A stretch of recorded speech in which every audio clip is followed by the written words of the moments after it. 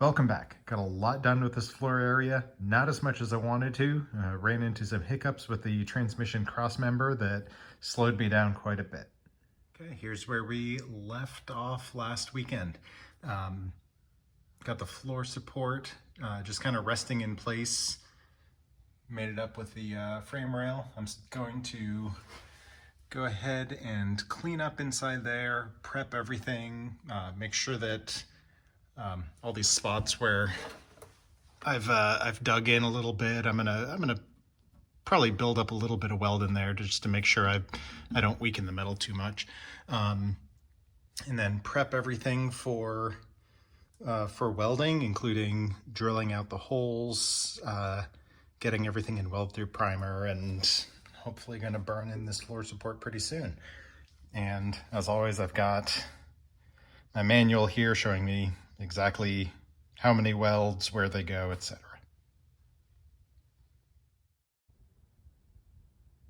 Got all the holes drilled on the floor support. I found it easier to start with a small, about an 1/8 inch, and step my way up a couple times, and I was alternating drill bits to try to keep them cool.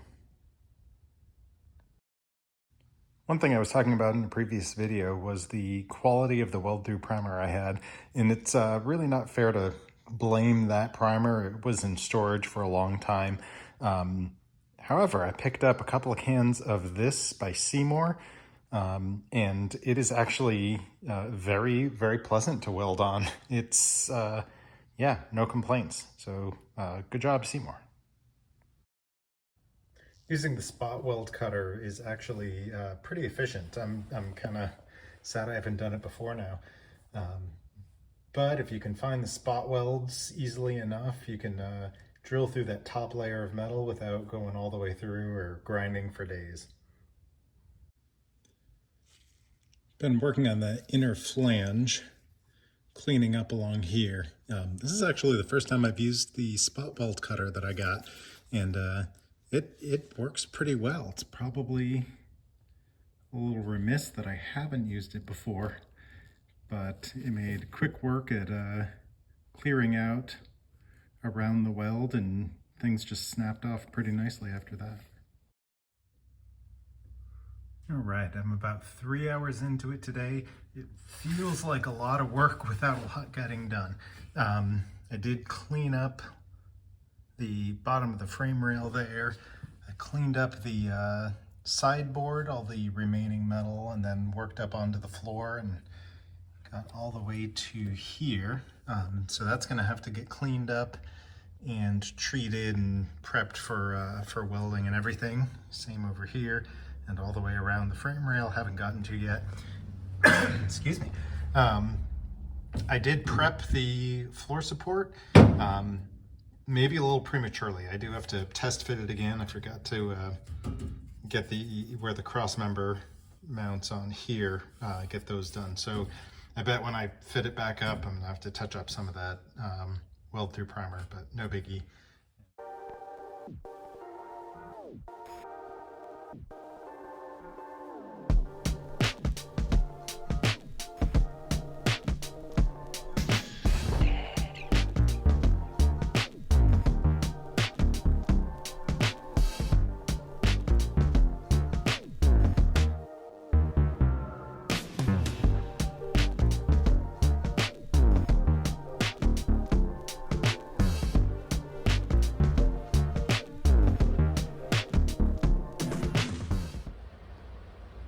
So I'm going to test fit this floor in. Here's what I'm running into. Because I have not removed the entire floor, the floor support, this tab, which is obviously goes on the other side of the floor, there's no way to maneuver this in place around the cross member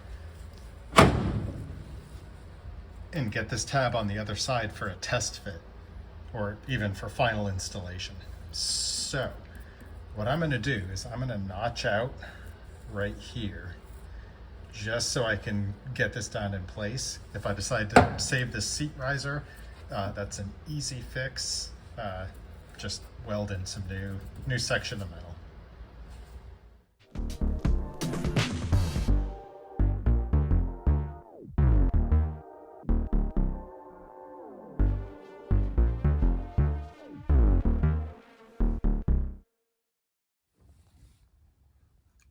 Okay, it's not fun until something weird happens. So I am test fitting the floor support in here. You can see I notched out here, no biggie. If I keep this, that'll be just a patch on there to weld everything back together. I've got the floor support up against the frame rail and just kind of one little clamp in place just to hold it. And it's up vertically and on the side. So it's on the frame rail where it should be.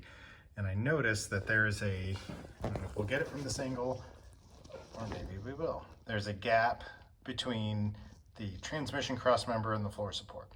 Originally, I'm thinking, hey, no big deal. This is not in place. We will just push it into come meet up. Easy enough. Here's my concern. If I take a measurement as it sits right now without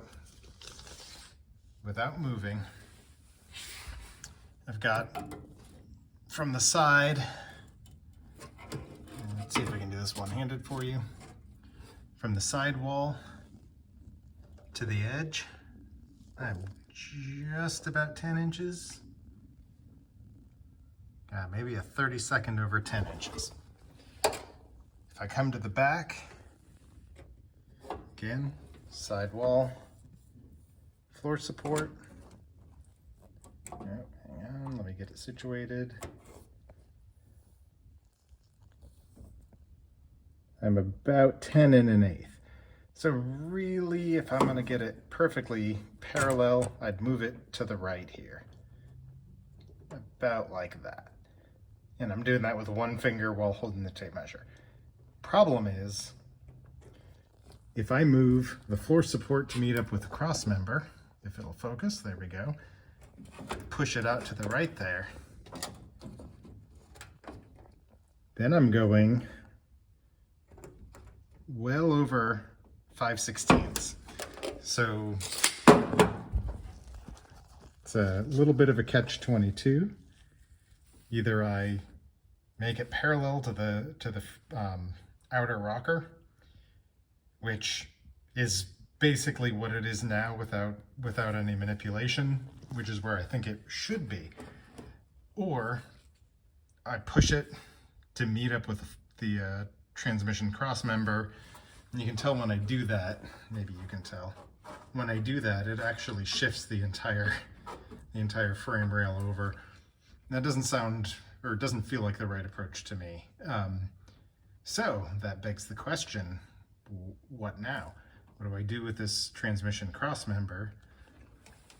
We talked about this before, but it's clearly been, had some work done on it. That was probably removing the old floor, but what's the right approach here? I could extend it out to meet. I could put some sort of shim in between there and weld through all 3 pieces of metal. I don't know if I have a good answer yet, and I might be, my goal of getting the floor support in this evening might be at risk. So I'm gonna give this some thought, maybe work on something else, maybe weld up these spots for a little bit and kind of think it through.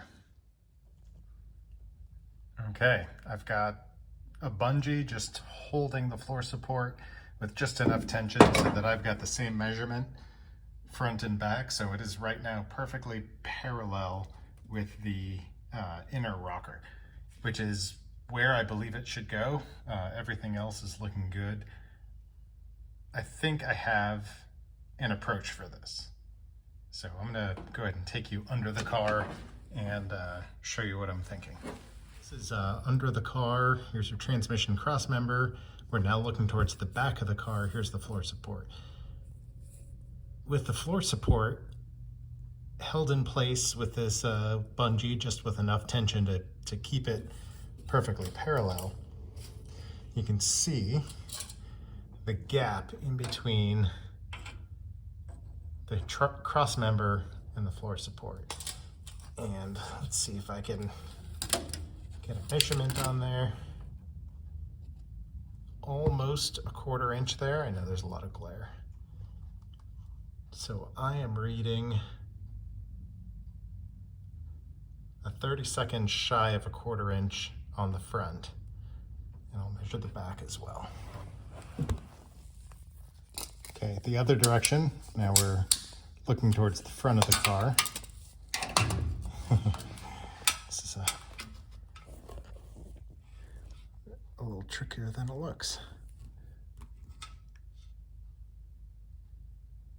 Getting just about the same measurement. Right there. Maybe a hair more.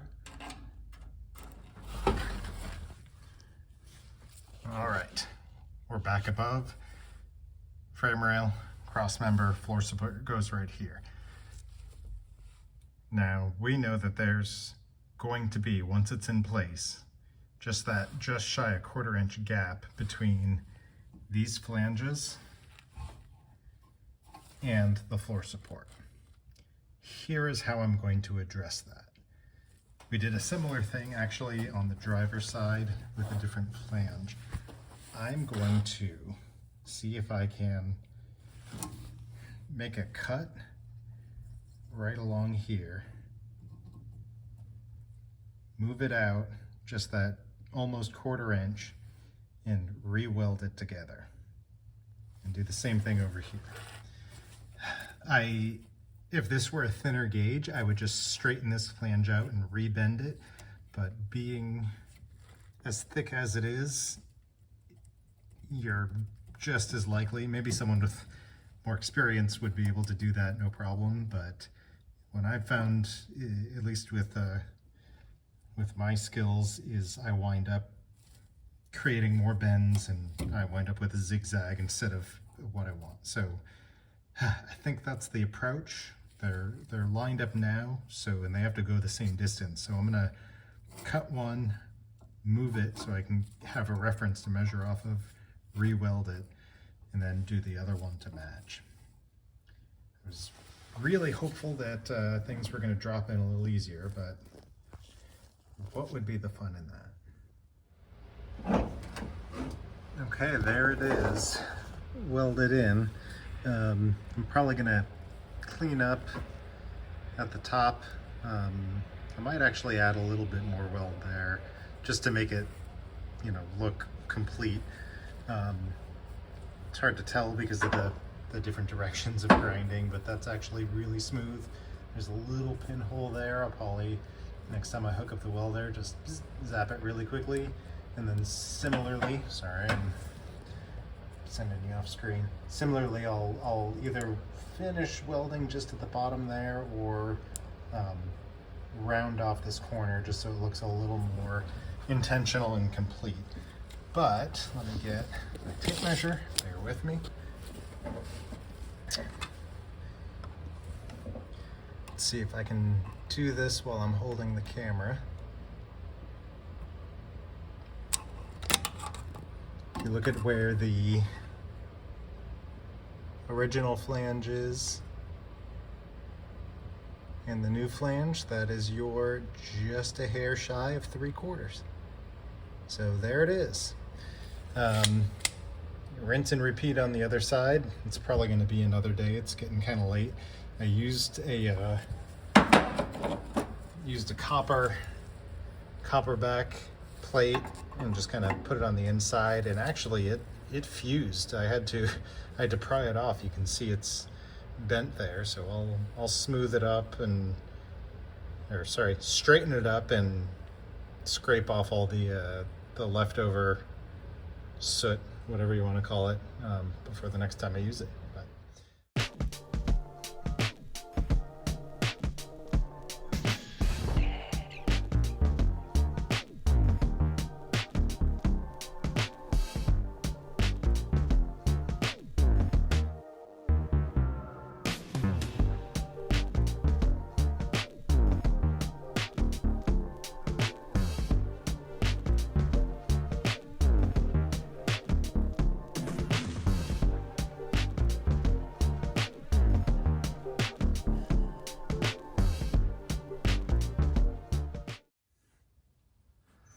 Okay, Hopefully you saw in the time lapse, I got the 2 flanges moved out, and we are butted all the way up against.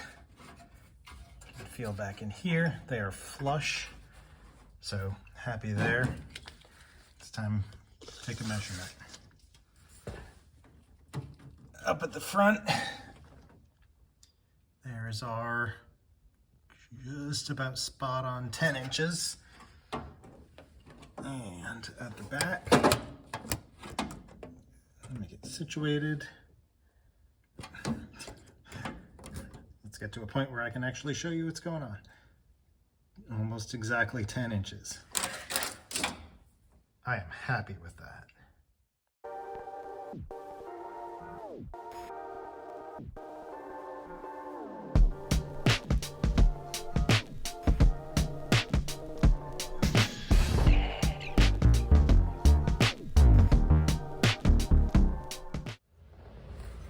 Okay, while I'm waiting for the weld through to set up, I went ahead and cleaned up, and I filled in the places where someone had, looks like, sliced through the transmission crossmember, presumably when they were doing their repair on the floor.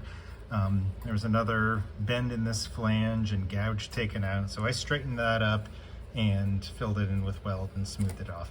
I didn't get these perfect. There's a little, I don't know if you can see it, there's couple of pinholes there, but this is going to be covered with the floor. I'm going to prime it.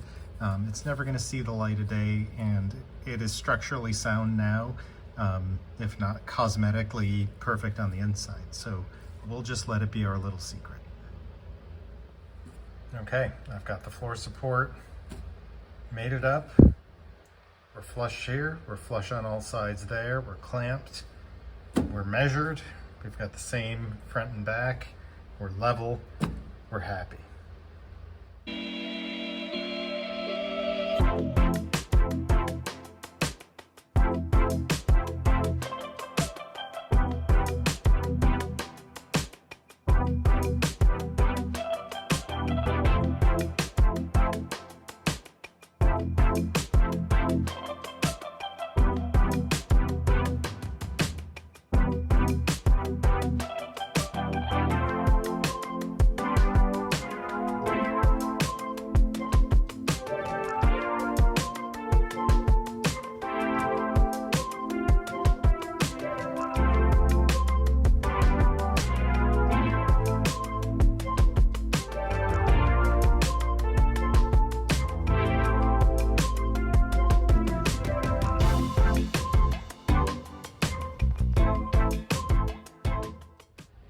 So, fun thing, after all that grinding and welding, it was fairly smoky, which isn't that weird when you're grinding and welding, but the smoke kept coming. So I look underneath, and I had see if I can illuminate it for you. See that dark spot right there? It was smoldering. It was actually smoking actively here, and from above on the insulation. So yeah, I guess some sparks landed and started smoldering. And so I grabbed the fire extinguisher, grabbed a spray bottle with water, and started dousing it down. Thankfully it stopped, so all's well that ends well. Okay, it's the end of the day. I got the floor support welded in, or at least it's connected by things resembling welds. Connected to the cross member. You can see, maybe you can see in there, I got good penetration all the way through, so definitely hot enough. No issues there. I did also kind of fill up some of the places I had ground down a little too far, removing the firewall. And speaking of firewalls, ironic that it was the part of the car that started smoldering, but hey, I also didn't catch fire. So yep, that's going to be it for this video. I'm a little disappointed, honestly. I wanted to be further. I wanted to have the floor support in yesterday and start on and hopefully finish the torque box today, or at least get partway through. But alas, that's going to have to wait for another day. If you've stuck with me this far, I appreciate it. Thank you for watching, and hopefully we'll be back at it soon.